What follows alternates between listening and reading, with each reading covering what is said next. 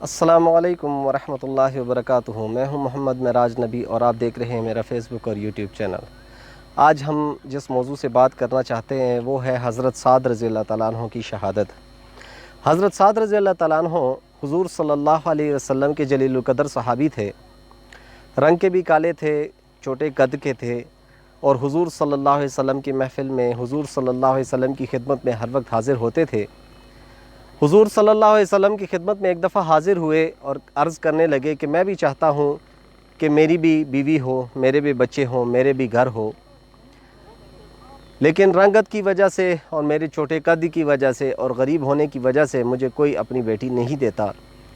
اس سے پہلے ایک صحابی آئے تھے اور حضور صلی اللہ علیہ وسلم سے عرض کیا کہ میری بیٹی جوان ہے اور میں ان کا نکاح کرنا چاہتا ہوں، اگر کوئی مناسب رشتہ آئے تو بھیج دیجیے گا۔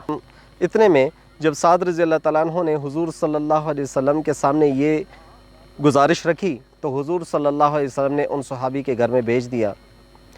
ان کے گھر میں جا کے جب حضور صلی اللہ علیہ وسلم کا پیغام لے گئے، جب انہوں نے دروازہ کھٹکھٹایا تو وہ صحابی آئے تو انہوں نے عرض کیا کہ مجھے اللہ رب العزت کے پیارے نبی حضرت محمد صلی اللہ علیہ وسلم نے آپ کی بیٹی کے رشتے کے لیے بھیجا ہے۔ تو وہ غصے میں ہو گئے کہ میں آپ کو بیٹی دے دوں۔ وہ غریب بھی تھے، رنگ کے کالے بھی تھے، چھوٹے قد کے تھے، ان کی بیٹی بڑی خوبصورت تھی۔ انہوں نے یہ بات کر کے واپس کر دیا۔ جب اندر چلے گئے تو اتنے میں تکرار سن کے بیٹی آٹا گوندھ رہی تھی اور وہ بھاگ کے آئی اور انہوں نے پوچھا کہ کیا ماجرا ہے، یہ کون تھے؟ حضور صلی اللہ علیہ وسلم نے حضرت سعد رضی اللہ تعالیٰ عنہ کو آپ کے رشتے کے لیے بھیجا ہے، جو کہ میں نے ٹکرا کے واپس کر دیا، جو کہ بہت بدصورت ہے اور میں اپنی بیٹی کا رشتہ اس کو نہیں دوں گا۔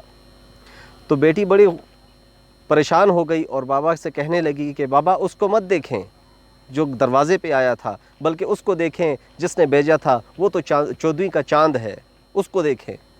اتنے میں ان کی والدہ نے بھی ان سے بات کی تو اتنے میں وہ پریشان بھی ہو گئے۔ جب واپس نکلے انہوں نے کہا کہ حضور صلی اللہ علیہ وسلم کے محفل سے اٹھا ہوا شخص حضور صلی اللہ علیہ وسلم کے پاس ہی جائے گا۔ جب وہ باغ کے آئے دیکھا تو حضرت سعد رضی اللہ تعالیٰ عنہ حضور صلی اللہ علیہ وسلم کی محفل میں بیٹھے ہوئے تھے، تو فوراً وہاں پہ جا کے اس صحابی نے عرض کیا کہ یا رسول اللہ، جو سعد رضی اللہ تعالیٰ عنہ پیغام لے کر آئے تھے مجھے وہ منظور ہے۔ اللہ تعالیٰ عنہ بڑے خوش ہوئے تو حضور صلی اللہ علیہ وسلم کے سامنے پیش ہوئے اور عرض کرنے لگے کہ یا رسول اللہ، شادی کا مسئلہ تو حل ہو گیا، اب شادی کا سامان کہاں سے خریدیں؟ تو حضور صلی اللہ علیہ وسلم سے عرض کرنے لگے کہ اب رشتے کا مسئلہ تو حل ہو گیا، لڑکی تو مل گئی، اب سامان کہاں سے حاصل کیا جائے؟ میں تو بڑا غریب ہوں۔ تو حضور صلی اللہ علیہ وسلم نے ان کو حضرت عثمان غنی رضی اللہ تعالیٰ عنہ کے گھر میں بھیج دیا اور ان کو کہا کہ ان کو یہ پیغام بتا دیں کہ مجھے شادی کرنی ہے اور مجھے سامان کی ضرورت ہے۔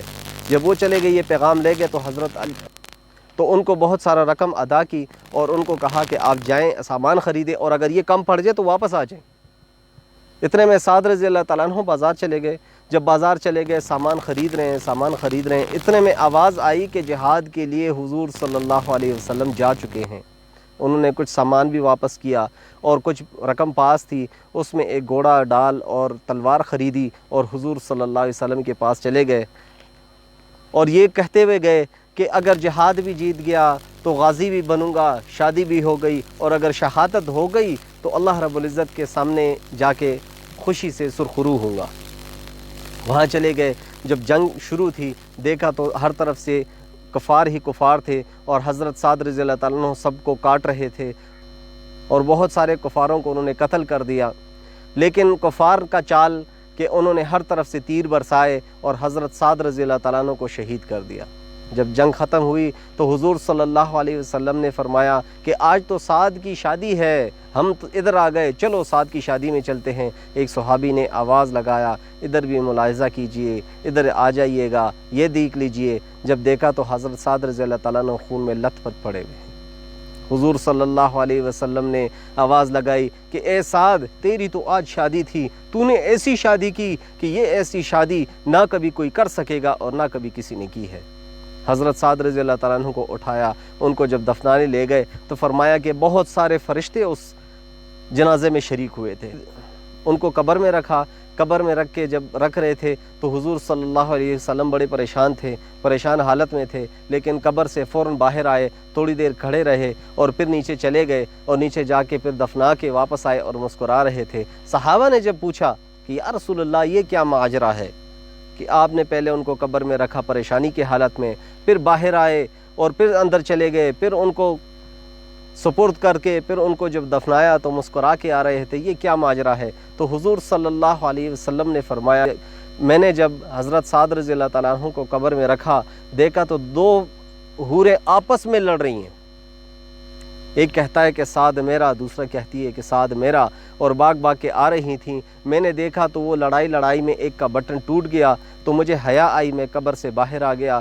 تھوڑی دیر بعد جب نیچے قبر میں گیا، انہوں نے اپنا بٹن ٹھیک کیا ہوا تھا، میں نے سپرد کر کے واپس آ کے مسکرا رہا تھا کہ جو سعد اس دنیا میں ایک بیوی کے لیے ترس رہا تھا نہیں، اور اللہ رب العزت نے قبر میں ہی دو حوریں عطا کر دیں، اور جو آپس میں لڑ رہی ہیں وہ زندگی جو نہ ختم ہونے والی زندگی ہے، اللہ رب العزت نے ان کو کامیاب کر دیا۔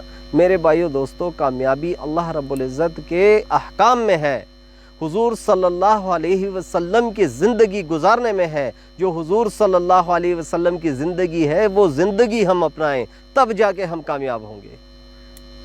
یہ وعدے ایسے نہیں ہیں، یہ وعدوں کے لیے پہلے قربانی دینی پڑتی ہے۔ ان وعدوں کو جب تک ہم، ان قربانیوں کو جب تک ہم اپنائیں گے نہیں، یہ وعدے کیسے پورے ہوں گے؟ میرا مقصد یہ نہیں کہ آپ تلوار اٹھا کے ابھی جہاد کے لیے چلے جائیں، میرا مقصد یہ ہے کہ ان صحابہ نے محنت کر کے یہ دین ہم تک پہنچایا ہے۔ اس وقت پہ جہاد بہت ضروری تھا، ہر طرف کفار ہی کفار تھے۔ اب اس وقت میں ہر طرف مسلمان ہیں لیکن دین سے دور ہیں۔ میرے بھائیو دوستو، میرا عرض یہ ہے کہ ہم دین کی محنت کریں، دین کو اپنائیں، کہ ہم ہر پل دین سیکھنے میں نکل جائیں۔ میرے بھائیو دوستو، اللہ رب العزت نے ہمیں ایک عظیم دین عطا کیا ہے، ایک عظیم دین عطا کیا ہے جس کے لیے 1,24,000 کم و بیش پیغمبر آئے، اور اگر اس سے بھی کوئی اچھا کام ہوتا، اس سے بھی کوئی اچھا کام ہوتا تو نبیوں کو کوئی اور کام عطا کر دیتے، لیکن اللہ رب العزت نے ایک ہی لا الہ والی محنت ان کو عطا کی، اور حضور صلی اللہ علیہ وسلم نے یہ محنت تمام صحابہ کے سامنے رکھ دی، تمام صحابہ اپنے سینے سے لگا دیا۔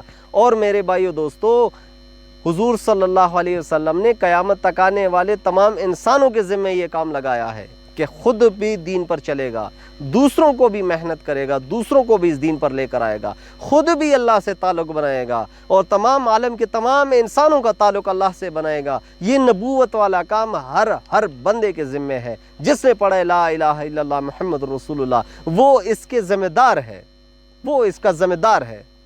پہلے حضرت ابوبکر صدیق رضی اللہ تعالیٰ عنہ مسلمان ہوئے اور حضور صلی اللہ علیہ وسلم سے عرض کیا، مفہوم ہے میری کیا ذمہ داری ہے؟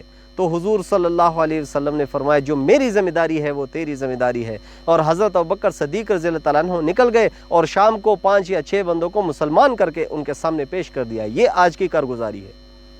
اب میرا اور آپ کی زندگی میں احتساب ہو کہ حضور صلی اللہ علیہ وسلم نے 63 سال کی عمر میں ایسے وقت پہ دین کا کام شروع کیا جب ہر طرف جہالت کا دور تھا، اور میری اور آپ کی عمر کتنی ہے، اور ہم نے کتنے لوگوں کو مسلمان کیا؟ اگر مسلمان نہیں کیا تو کتنے مسلمانوں کو راہ راست پر لے کر آ سکے؟ اگر راہ راست پر نہیں لے کر آ سکے تو آیا اپنی زندگی کو حضور صلی اللہ علیہ وسلم کے طریقوں پر کیسے گزاری؟ اس دین کو کم از کم، بہت اتنا درجے میں، کم از کم اپنے بچوں میں تو منتقل کر دیں، اور بچوں میں بھی منتقل کرنا تب ہوگا جب خود اپنے دین پر زندگی گزارنا ہوگا۔ جب اپنی زندگی دین پر نہیں گزار سکیں گے تو اپنے بچوں کو دین پر کیسے لائیں گے؟ اور جب اپنے بچوں کو نہیں لے کر آئیں گے تو ہمارے بچے ہمارے لیے کیا دعا کریں گے؟ ہمارے پیچھے کیا صدقہ خیرات کریں گے؟ ہمارے لیے صدقہ جاریہ ہوگا۔ فرمایا کہ بچے جو بھی نیک کام کرتے ہیں تو اس کا اجر ان کے والدین کو پہنچتا ہے، لیکن یہ بھی تو ہے نا کہ جب وہ برے کام کریں گے اس کی سزا بھی ان کے والدین کو ہی پہنچے گی، کیونکہ اس نے جو بھی منتقل کیا وہ اسی کا صلہ ملتا ہے۔ کبھی یہ دیکھا ہے کہ آپ نے کھایا اچار ہو اور آپ کے منہ سے ذائقہ چکن کا آئے؟ میرے بھائیو دوستو، کہنے کا مقصد یہ ہے تک ہم اپنی زندگی حضور صلی اللہ علیہ وسلم کی زندگی پر گزاریں گے اور اپنے بچوں میں منتقل کریں گے، تب جا کے ہم کامیاب ہوں گے۔ اگر ہم گھر میں بیٹھے ہوں، اپنے بچوں پر محنت نہ کریں، اپنے پڑوسیوں پر محنت نہ کریں، اپنے اہل محلہ والے پہ محنت نہ کریں، اپنے تمام عالم کے تمام انسانوں کا نہ سوچیں، تو کیا یہ دین میری زندگی میں آئے گا؟ اگر یہ دین دعاؤں سے آتا تو حضور صلی اللہ علیہ وسلم بھی دعا کرتے اور تمام عالم کے تمام انسانوں میں دین پھیل جاتا۔ لیکن حضور صلی اللہ علیہ وسلم نے اس کے لیے محنت کی، گھر سے نکلے، صحابہ نے مال وقت جان لگا کر اس دین پر لگایا اور یہ دین اپنی زندگی میں لائے، اور یہ دین جو ہے قیامت تک آنے والے تمام انسانوں میں پھیلنے کی فکر کی، اور جتنا بھی وہ پھیلا سکے پھیلا دیا۔ اب میرے بھائی دوستو، اس دین کا تقاضا یہ ہے کہ قیامت تک آنے والے تمام انسانوں کی فکر کرنا۔ اس کے لیے انشاءاللہ ہم نے خود سے شروع کرنا ہے، اپنے بچوں سے شروع کرنا ہے، اور فکر اپنے تمام عالم کے تمام انسانوں کی کرنی ہے۔ آج تک ہی اتنا ہی، انشاءاللہ دوبارہ پیش ہوں گے خوبصورت واقعات، خوبصورت احادیثوں کے ساتھ۔ تب تک کے لیے اجازت دیجیے گا۔ السلام علیکم ورحمۃ اللہ وبرکاتہ۔